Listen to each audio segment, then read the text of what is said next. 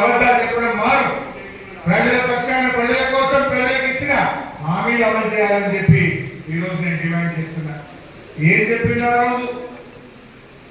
100 రోజుల్లో 100 రోజుల్లోనే అమలు చేస్తామన్నారు.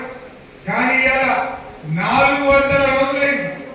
400 రోజులైనా మహాలక్ష్మి పథకం అక్కా చెల్లెలకు 2500 రాలేదు. 400 రోజులైనా అవ్వాతాతలకు 4000 పెన్షన్ రాలేదు.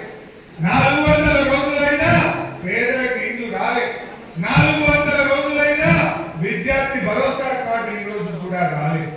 అన్ని మాటలు మోసం తప్ప ఇవాళ నీ దగ్గర ఒక్కటి నిజాయితీ లేదు.